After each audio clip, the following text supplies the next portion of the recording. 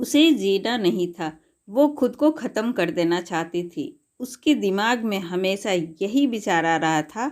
उसने डिसीजन ले लिया था, सिर्फ अंत कैसे करे इसके बारे में सोच रही थी।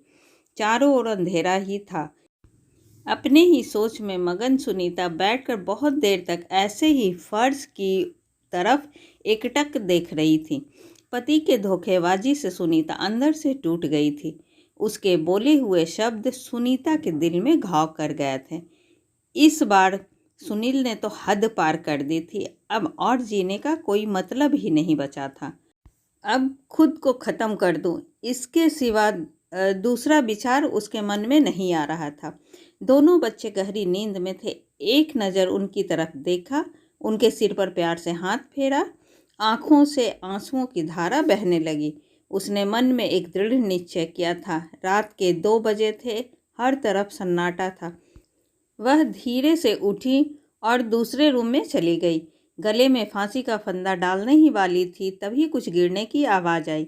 सुनीता का 2 साल का बेटा जोर जोर से रोने लगा। उसी क्षण सुनीता की 6 साल की बेटी चिल्लाने लगी, मम्मी छोटू बेड के ऊपर से नीचे गिर गया। तुम कहाँ हो? देखो ना छोटू कितना रो रहा है। सुनीता भागकर दूसरे रूम में आई और बेटे को उठाकर अपनी गोद में लिया और सीने से लगा लिया। बेटी रोते हुए बोली, मम्मी तुम कहाँ चली गई थी? मुझे बहुत डर लग रहा था। तुम हम दोनों को छोड़कर कहीं मत जाओ, मुझे अकेले में बहुत डर लगता है। सुनीता अपने दोनों बच्चों को पास लेकर जोर से गले लगा लिया और रोने लगी। दोनों बच्चे उसके सीने से लिपटकर सो गए। रोते रोते सुनीता को कब नींद आ गई उसे पता ही नहीं चला। काम वाली बाई की आवाज़ से सुनीता की नींद टूटी।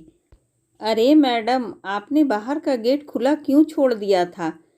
अरे मैडम क्या हुआ? अभी तक आप सोई हुई हो, तबीयत तो ठीक है ना? वो खुद को संभालते हुए बोली, हाँ थोड़ी तबीयत ठीक नहीं है। घड़ी में वक्त देखती है तो 8:30 बजे थे। आज तुम्हें आने में इतनी देर क्यों हो गई? मैडम, चौथी गली में मेहता जी रहते हैं ना, उनकी बहू ने फांसी लगाकर आत्महत्या कर ली।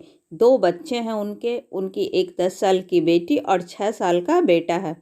यह सुनकर सुनीता के कलेजे को धक्का लगा। अपनी साड़ी ठीक करके उसने पूछा, कब हुआ? बाई ने बोला, रात को हुआ मैडम। मैंने ऐसा सुना है कि उसके पति की दूसरी औरत से संबंधित है। कमबख्त अभी तक नहीं आया। अचानक सुनीता गुस्से से बोली, अच्छा किया, वह आए या ना आए उससे क्या फ़र्क पड़ता है? अब वह थोड़ी ना देखने आने वाली है। ये सुनकर बाई सुनीता के कान के पास आई और धीरे से बोली, मैडम मैं अनपढ़ गंवार हूँ और घर घर में जाकर झाड़ू पोछा करके अपना पेट भरती हूँ, और आप पढ़े लिखे लोग हो। भले ही मैं आपसे उम्र में बड़ी हूँ, जीवन का अनुभव आपसे थोड़ा ज़्यादा है। आजकल साहब और आपके बीच जो चल रहा है वह ठीक नहीं है। मुंह बंद था फिर भी मेरे कान खुले रहते थे। मैं एक औरत हूँ और औरत के दुख भी समझती हूँ। इसलिए मुझे आपको एक बात बतानी है। आत्महत्या किसी भी समस्या का समाधान नहीं हो सकता। जिंदगी में उतार चढ़ाव तो होते ही रहते हैं। इसका मतलब ऐसा नहीं कि आप अपनी जान दे दो। मैडम जी, कभी कभी आदमी अपना रास्ता भटक जाता है, पर अंत में घूमकर अपने ही घर वापस आता है। और जब नहीं आए तो भी क्या फ़र्क पड़ता? आप किसके लिए मरना चाहती हो? जो आपको प्यार नहीं करता, जिसको आपकी थोड़ी सी भी परवाह नहीं हो, उसके लिए आप जी नहीं सकती? जो आपसे प्यार करते हैं, जिसको आपकी कदर हो, आपके माता पिता जो आपसे बहुत प्यार करते हैं, आपके बच्चे जिनको आपकी ज़रूरत है। बाई का बोलना सुनकर सुनीता की आंखों से आंसू की धारा बहने लगी। सुनीता बाई को गले लगाकर रोने लगी। बाई सुनीता की पीठ पर हाथ फेरते हुए सोफे पर बैठाती है और बोलती है, बुरा ना मानो तो एक बात बोलूं मैडम, खाली दिमाग शैतान का घर होता है। आप घर में बैठकर फालतू बातों को सोचते हो। मैं आपके घर में काम करने के बाद में 9 से 3 एक स्कूल में झाड़ू लगाने जाती हूँ। वहाँ की प्रिंसिपल मैडम बहुत अच्छी हैं। आप तो पढ़े हुए हो। अगर आप बोलती हो तो मैं आपके लिए टीचर का काम करने का पूछूं क्या? आपका वक्त भी निकल जाएगा और मन भी लग जाएगा। इस पर सुनीता चुप बैठी थी। कोई भी जवाब ना मिलने पर बाई बोली, मैं आपके लिए चाय लेकर आती हूँ।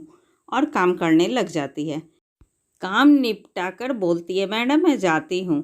उतने में सुनीता उससे बोलती है, रुको, तुम स्कूल में मेरे लिए पूछना, यदि संभव हो तो प्रिंसिपल मैडम का नंबर मुझे लाकर दो। बाई के चेहरे पर खुशी का भाव दिखा। बाई सुनीता के पास जाकर बैठी और धीरे से बोली, मैडम मैंने दूसरे रूम में बेड पर स्टूल रखा हुआ देखा था, ऐसा आप कभी भी मत करना। यह आपका घर है, इसे बचाने को आपसे जो हो सके वह कीजिए। बिना लड़े आपने हार मान ली। भाई सुनीता का हाथ अपने हाथ में लेकर बोली, मैडम एक फिल्म में हीरो ने एक डायलॉग बोला था, लड़ाई लड़कर जीती जाती है, मरकर नहीं, क्योंकि मुर्दे कभी लड़ा नहीं करते। बाई हाथ नचाते हुए ऐसे बोलने लगी। यह देखकर सुनीता को बहुत हंसना आया। बाई का बोलना सुनकर सुनीता का मन हल्का हो गया और उसे एक नई आशा की किरण भी दिखी। वह अलमारी में से अपने सर्टिफिकेट निकालने लगी। पति पत्नी का रिश्ता बहुत प्यारा होता है। भगवान से यही दुआ करती हूँ कि कोई भी पति पत्नी के जीवन में ऐसा मोड़ नहीं आना चाहिए। अगर आया भी तो आत्महत्या उसका इलाज नहीं है। जीवन में किसी भी समस्या का समाधान आत्महत्या नहीं हो सकता। ऐसी ही अच्छी और ज्ञानवर्धक कहानी सुनने के लिए प्लीज़ आप मेरे चैनल को सब्सक्राइब ज़रूर करें। तब तक के लिए बाय बाय।